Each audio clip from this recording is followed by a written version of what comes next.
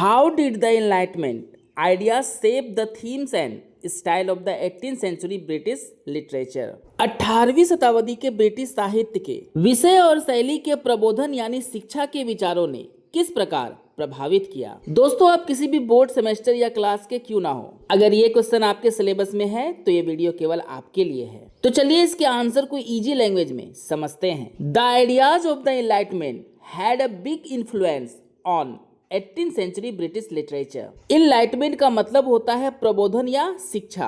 18वीं शताब्दी के प्रबोधन के आइडिया ने ब्रिटिश साहित्य पर बहुत गहरा प्रभाव डाला। वे सभी इनलाइटमेंट जिसने 18वीं शताब्दी के ब्रिटिश साहित्य को प्रभावित किया उसके बारे में अब हम चर्चा करेंगे। The enlightenment was a time when people started believing in reason, logic, science and independent thinking. Enlightenment एक ऐसा समय था जब लोगों ने शुरू कर दिया था विश्वास करना कारणों पर, लॉजिक यानी तर्क पर, साइंस पर और स्वतंत्र विचारों पर। यही सारे वे विचार है इनलाइटमेंट के जिस पर लोगों ने विश्वास करना शुरू किया और इसी कारण 18वीं शताब्दी के ब्रिटिश साहित्य पर काफी गहरा प्रभाव पड़ा, क्योंकि इन सब आइडियाज के आने से पुरानी विचारधारा पर लोग विश्वास करना बंद कर दिए। Instead of believing everything blindly, people began to question traditions and try to understand the world through knowledge। हर चीज पर अंधों की तरह विश्वास करने के स्थान पर लोग अब सवाल करने लगे थे ट्रेडिशंस पर यानी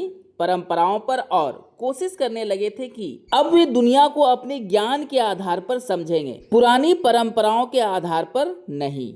आसान शब्दों में कहा जाए दोस्तों, लोग पहले पुरानी विचारधारा पर आंख बंद करके विश्वास कर लेते थे, लेकिन ज्ञान के आ जाने से पुरानी विचारधारा पर अंधों की तरह विश्वास नहीं करते थे, अपने ज्ञान के आधार पर विश्वास करने लगे थे। एक एग्जाम्पल से इसे और आसानी से समझते हैं। अभी भी हमारे भारत के कई लोग ऐसे हैं जो विश्वास करते हैं कि पृथ्वी शेषनाग के सिर पर है, लेकिन पढ़े लिखे लोग इस पुरानी बात को नहीं मानते हैं। और क्योंकि आप भी पढ़े लिखे हैं तो ऐसे पुराने और बेकार विचारधारा को आप भी नहीं मानते होंगे। These ideas strongly affected the themes and writing style of literature in the 18th century। इन्हीं विचारों ने 18वीं शताब्दी के इंग्लिश साहित्य के लिखने के तरीके और कहानी को काफी गंभीर रूप से प्रभावित किया था।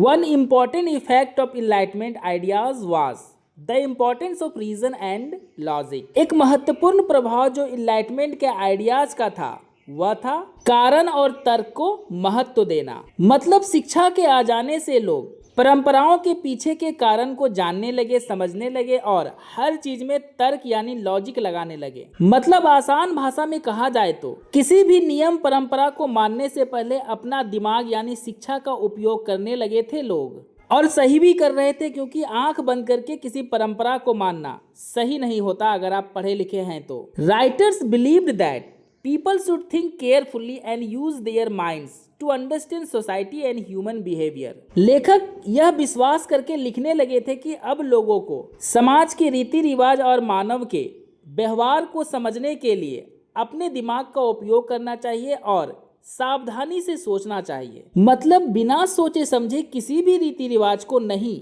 मानना चाहिए। Because of this, many literary works talked about morality, human nature and social problems in a thoughtful way।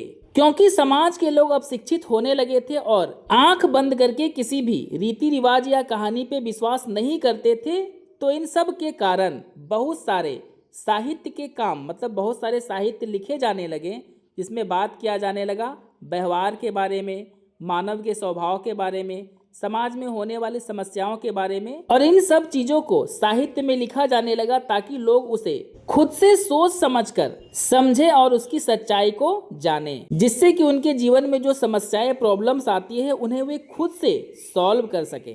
Another important theme was criticism of society. समाज की आलोचना दूसरा महत्वपूर्ण विषय था। लेखक समाज में होने वाले पुराने ट्रेडिशन का खुलकर आलोचना करने लगे थे। Many writers used literature to show the problems in society such as corruption, foolishness and hypocrisy. अपने साहित्य के द्वारा बहुत सारे लेखक दिखाने लगे समाज में होने वाले समस्याओं का, जैसे करप्शन यानी भ्रष्टाचार, मूर्खता के बारे में और पाखंडवाद के बारे में। भ्रष्टाचार और मूर्खता तो आप जानते ही होंगे दोस्तों, लेकिन हाइपोक्रेसी जो शब्द है जिसका मतलब पाखंड होता है, पाखंड का मतलब होता है पुराने रीति रिवाज पर आंख बंद करके विश्वास करना, जिससे फायदा तो कुछ होता नहीं लेकिन नुकसान बहुत ज्यादा हो जाता है, लोगों का विकास रुक जाता है। कमेंट करके जरूर बताएं दोस्तों कि पाखंडवाद यानी हाइपोक्रेसी किस देश में सबसे ज्यादा अभी भी हो रहा है। Writers like Jonathan Swift and Alexander Pope used satire which means criticising society through humour and irony. Jonathan Swift और अलेक्जेंडर पोप जैसे लेखकों ने अपने साहित्य में व्यंग का उपयोग किया करते थे, जिसका मतलब होता था समाज का आलोचना करना। आलोचना करने के लिए ये लोग ह्यूमर यानी व्यंग का और आयरोनी यानी ताना का उपयोग किया करते थे। आसान शब्दों में कहा जाए दोस्तों तो ये दोनों लेखक हंसा हंसा कर लोगों का मजाक उड़ाया करते थे, उन्हें ताना मारा करते थे। There works made people think about their mistakes and encouraged social improvement. उनका साहित्य लोगों को सोचने पर विवश कर देता था कि वे अपने गलती को खुद समझे और अपने गलती को खुद से सुधारने की कोशिश करे, वो भी इनकरेज्ड यानी पूरे जोश में आकर। मतलब साहित्य लोगों को उनके गलती का एहसास भी करवाता था और उनका मनोबल बढ़ाता था कि वे लोग अपने गलती को खुद से सुधार ले। The enlightenment also encourage the idea of individual importance. निजी लोगों के विचारों को महत्व देने में इनलाइटमेंट उनका मनोबल बढ़ाता था कि निजी लोगों का भी जो महत्व होता है वह काफी खास होता है। इन सबसे पहले लोग सोचा करते थे ना उनका ना उनके विचार का कोई महत्व नहीं है। Writers started writing stories about the lifes and struggle of ordinary people. निजी लोगों के विचारों को महत्व देने के लिए लेखक शुरू कर दिए थे कहानियां लिखना समाज के साधारण लोगों के जीवन और उनके संघर्षों के बारे में, जिसे पढ़कर समाज के ऑर्डिनरी यानी साधारण लोग भी समझने लगे कि उनके विचार और उनका जीवन का भी बहुत ज्यादा महत्व है। For example, authors like Daniel Defoe and Samuel Richardson wrote novels that focused on the experiences and personal development of common individuals। उदाहरण के लिए डेनियल डिफोय और सैमुअल रिचर्डसन जैसे लेखकों ने वैसे नॉवल लिखना शुरू कर दिया जिसमें दिखाया जाता था निजी और साधारण लोगों के विकास के बारे में और उनके अनुभवों के बारे में। मतलब इन लेखकों ने जो अपने समय के महान लेखक हुआ करते थे, उन लोगों ने भी साधारण लोगों के जीवन के बारे में लिखना शुरू कर दिया ताकि लोग खुद को महत्वपूर्ण समझें। The style of writing also changed during this period. लिखने का जो तरीका था वह तरीका भी बदल दिया गया था, क्योंकि पहले साधारण लोगों के बारे में नहीं लिखा जाता था, उनके जीवन को इम्पोर्टेंस नहीं दिया जाता था, लेकिन अब दिया जाने लगा। Writers preferred simple, clear and direct language so that more people could understand their ideas. अब लेखक अपने साहित्य में ज़्यादा पसंद करने लगे सिंपल, क्लियर और डायरेक्ट लैंग्वेज यानी डायरेक्ट भाषा का, ताकि अधिक से अधिक लोग उनके जो विचार है उसे समझ सके। आसान भाषा में कहा जाए दोस्तों तो लेखक अब अपने साहित्य में इजी लैंग्वेज का उपयोग करने लगे थे ताकि अधिक से अधिक लोग उनके विचारों को समझ सके।